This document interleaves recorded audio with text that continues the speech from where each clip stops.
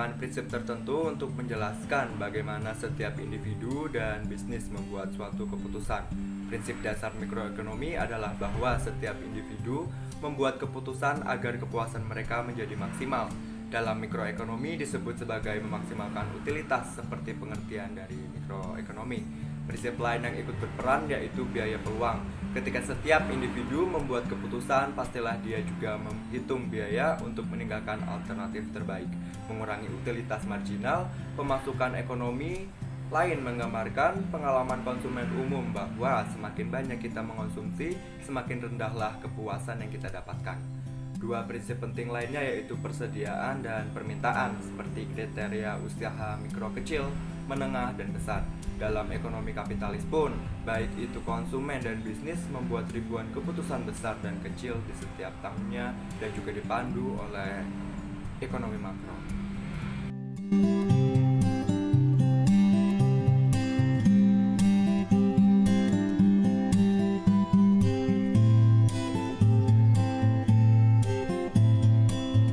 Secara garis besar, ilmu ekonomi dapat dibedakan menjadi dua, yaitu ilmu ekonomi mikro dan ilmu ekonomi makro. Perbedaan keduanya terletak pada perbedaan ruang lingkup kajian ekonominya. Apabila ekonomi makro lebih mengkaji variabel-variabel secara agregat atau secara keseluruhan. Variabel-variabel yang dikaji berdampak atas beragam tindakan pemerintah, antara lain pendapatan nasional, kesempatan kerja atau pengangguran, jumlah uang yang beredar, laju inflasi, pertumbuhan ekonomi, dan neraca pembayaran internasional. Ruang lingkup kajian ekonomi makro lebih fokus pada usaha masyarakat sebagai suatu kesatuan dan pemerintah dalam mengelola faktor produksi yang ada secara efisien.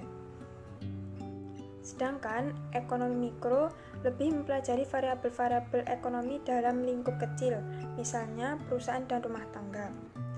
Ekonomi mikro mempelajari perilaku individu seperti konsumen, pemilik sumber daya, dan perusahaan dalam membuat keputusan-keputusan yang berhubungan dengan aspek ekonomi, seperti mempelajari arus barang dan jasa dari sektor rumah tangga, komposisi arus tersebut, serta bagaimana harga-harga barang dan jasa ditentukan dalam arus tersebut. Juga mempelajari arus jasa sumber-sumber ekonomi dari pemilik sumber daya ke perusahaan-perusahaan bisnis, kemana penggunaan sumber yang mengalir, dan bagaimana harga sumber tersebut ditentukan. Selain itu, teori ekonomi mikro juga membahas tentang penentuan tingkat produksi suatu perusahaan agar dapat mencapai profit atau keuntungan. Berikut beberapa contoh dari mikroekonomi. Yang pertama, permintaan.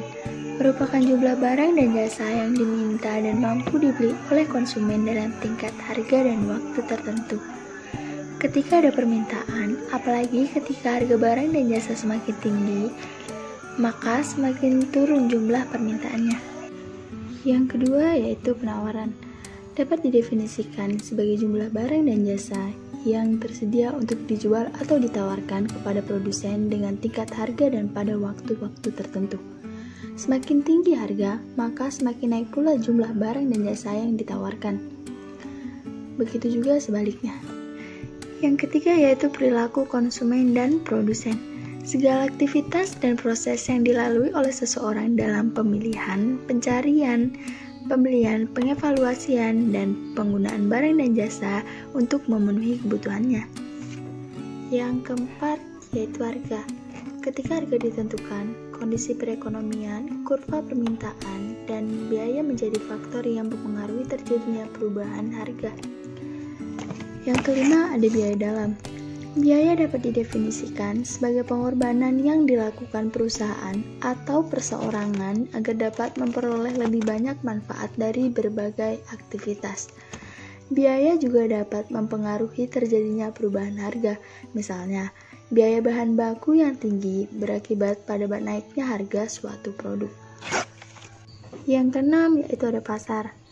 Pasar merupakan tempat atau wadah di mana penjual dan pembeli bertemu dan melakukan transaksi jual beli. Tetapi, pasar juga dapat dilakukan secara daring.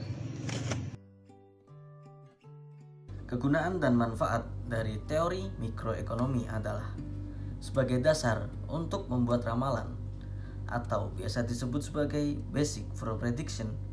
Artinya bahwa ekonomi mikro dapat membuat ramalan bersyarat atau ramalan kondisional.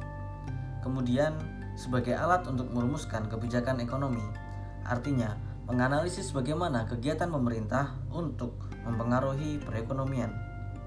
Dalam hal ini, kita dapat mempelajari kebijakan pemerintah yang mempengaruhi harga dan upah serta alokasi sumber daya. Dan untuk memeriksa syarat-syarat kemakmuran dari perekonomian, serta sebagai alat dalam pengambilan keputusan manajemen. Dalam hal ini, metode yang dikembangkan dalam analisis permintaan dan analisis penawaran.